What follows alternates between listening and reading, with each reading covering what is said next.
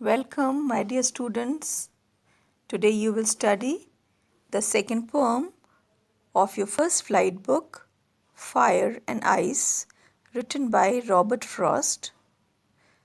This is another poem by Robert Frost. The first you just recently did was Dust of Snow. Before we begin with the explanation of this poem, let us know a little about the poet. Robert Frost. The name is not unknown to you students. Robert Frost was the most popular American poet of the 20th century. He was born in San Francisco in 1874.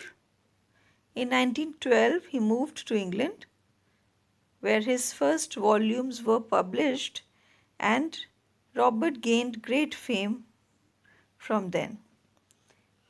He is also known as a pastoral poet, as he was so fond of nature, and he wrote many poems wishing the beauty and purity of nature to remain forever.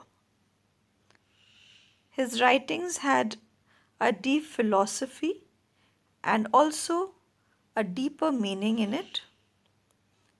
He depicted the rural life of New England, and life of ordinary people are also seen in his writings. Some of his famous poems are like The Road Not Taken, Stopping by Woods in a Snowy Evening, Birches, Mending Wall, and many more. Robert has also been awarded with many prestigious awards. The important among them was the Pulitzer Prize, which he received for his poetries. Today we see that our beautiful world is engulfed in our desires and greed. We treat the world in our own selfish ways. Our negative emotions of desires, hatred, coldness, insensitivity not only cause self-destruction, but one day it will surely destroy the world and bring it to an end. Fire and ice. Fire. What comes in your mind when you talk of fire? An idea of intense heat come in our mind, and ice gives us the feel of chillness or bitter cold. Fire and ice are two very important forces of nature. Though they are very useful for mankind, but when they are in their extreme, then they can cause destruction.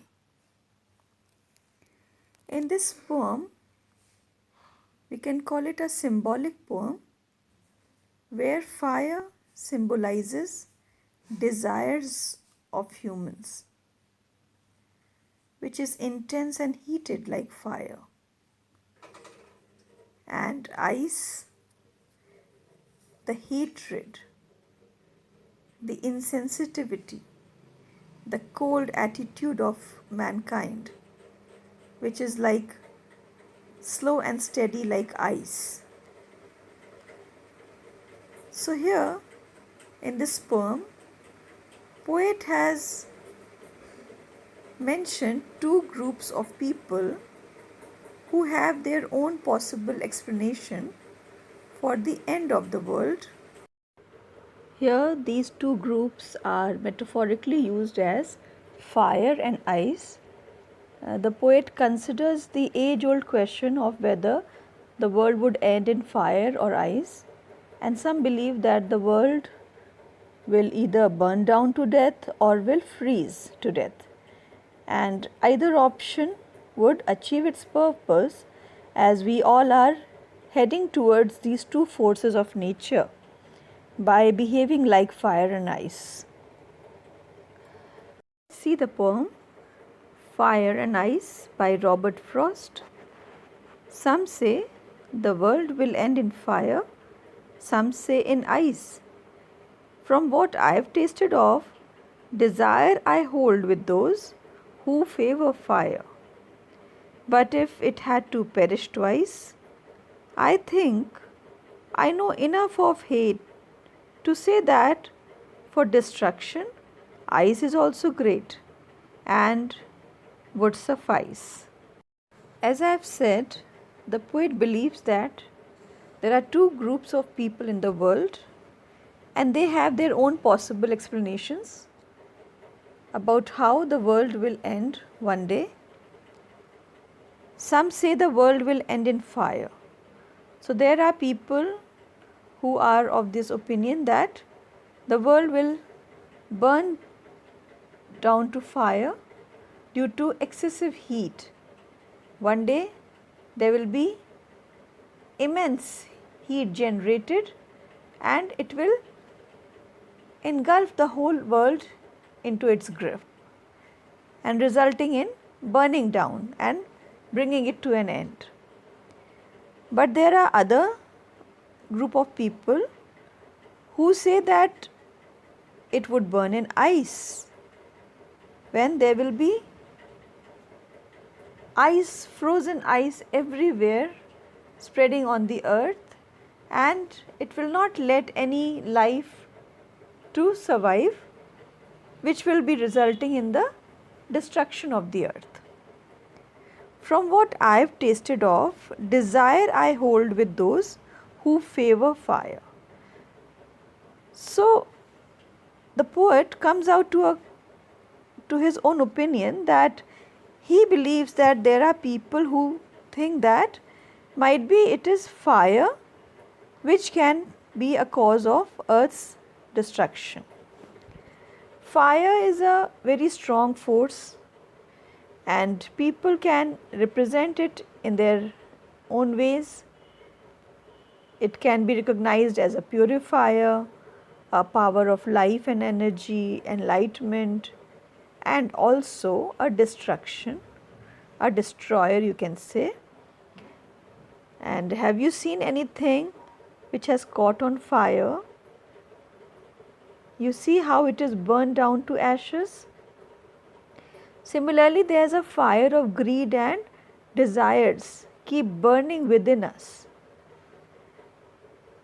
Here there is a philosophical meaning to it, and we have to understand the depth about it, that it is not the fire that we see in its physical form, but it is a desire, the fire to possess power and wealth and achieve things in life by harming others. This desire, this burning desire is that fire which is a negative force, and it results into destroying the earth. When it reaches to its extreme, it not only destroys the self and the inner soul of the humans, but it also results in the destruction of mankind. And in this way, the whole world will one day come to an end.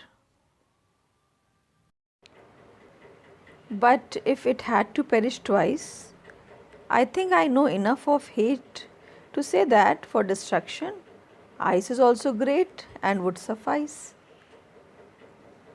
The poet now comes up to another force, which is ice, and he says that if the world has to be ending once again, perish means to die, then he thinks that ice would be the cause of its destruction.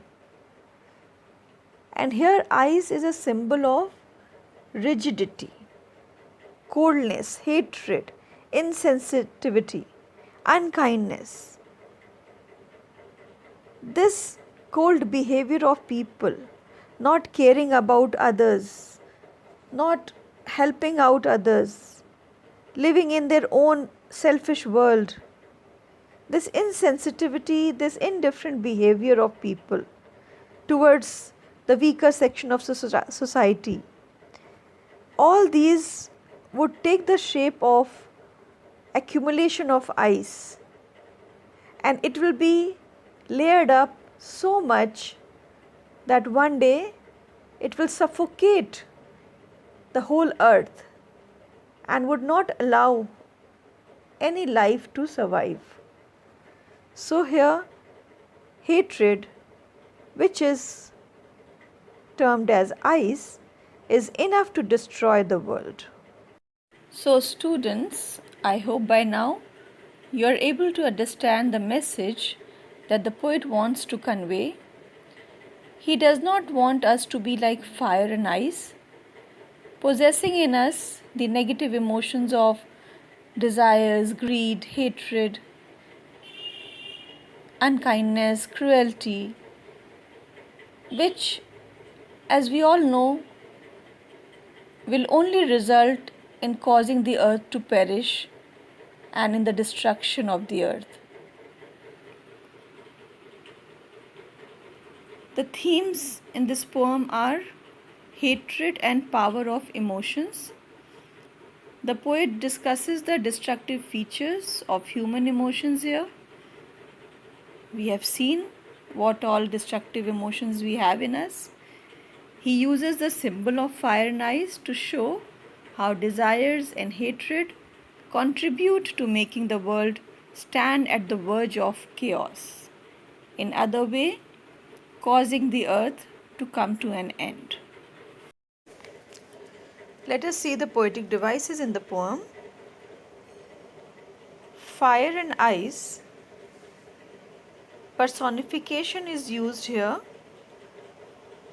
for fire and ice. Personification is a poetic device in which an inanimate object or a non-living thing is characterized as a person. So fire and ice are treated as a doer of some action. Then we have alliteration, which is the repetition of similar sound words. In some say, S sound is repeated. Then we have enjambment. It is another poetic device where a sentence is carried to the next line without pause. So we see enjambment here. From what I have tasted of desire, I hold with those who favor fire. And another use of enjambment, I think I know enough of hate to say that for destruction, ice is also great and would suffice. And also children, we see the use of anaphora. Here the first word is repeated in consecutive lines. So we can see some say and some say is repeated, showing the use of anaphora. I hope students, you might have cleared all your doubts on this poem. Keep learning. Have a nice day. Thank you.